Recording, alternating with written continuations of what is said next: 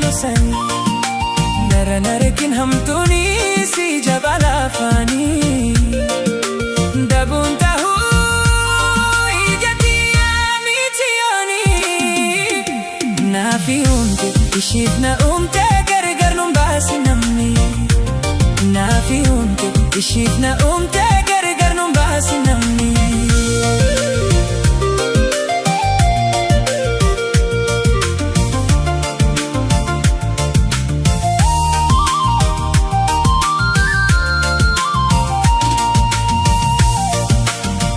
Gadditi gaddu yoon booyetaa bochuu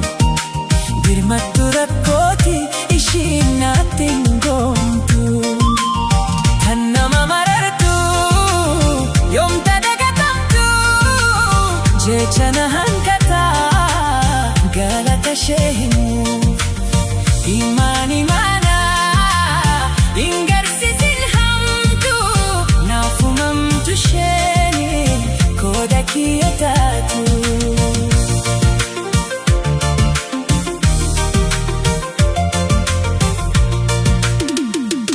shamshiya yammuu aduuda bulukoo yammuu qabbana booharaa sooranne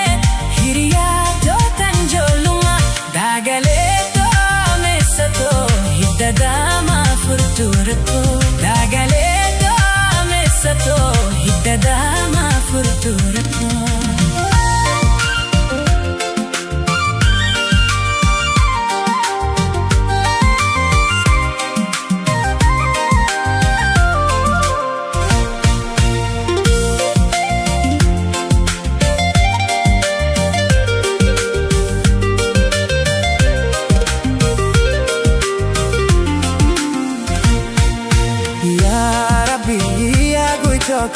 Sitti imaana muchiyoo nan jaalusani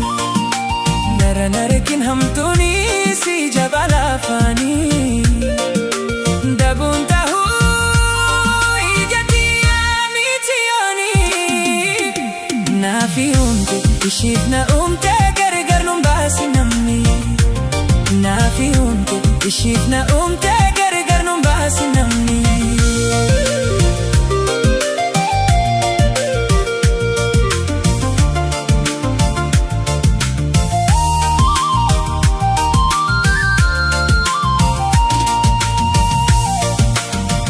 Gadditi gaddu yoon booyetaa bochuu birmattu rakkooti ishiin naatti hin goomtu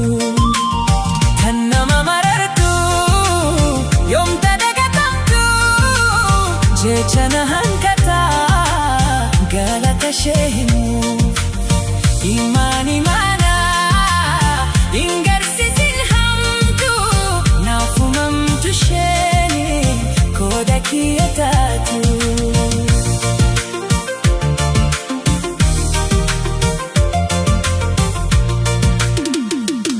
shamshiya yammuu aduuda bulukoo yammuu qabbana booharaa sooranne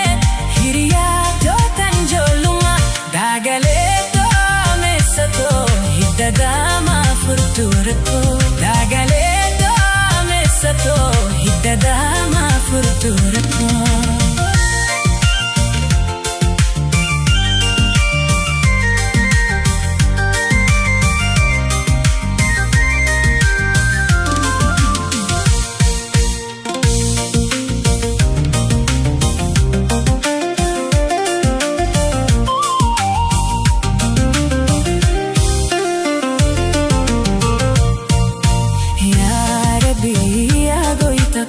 sitti imaana muchiyoo nan jaalusani narra narkin hamtuuni si jabala afani dabuun tahuu ijatiya mitiyoni naafi umte ishiif na umte gargar nun baasi namni naafi umte ishiif na umte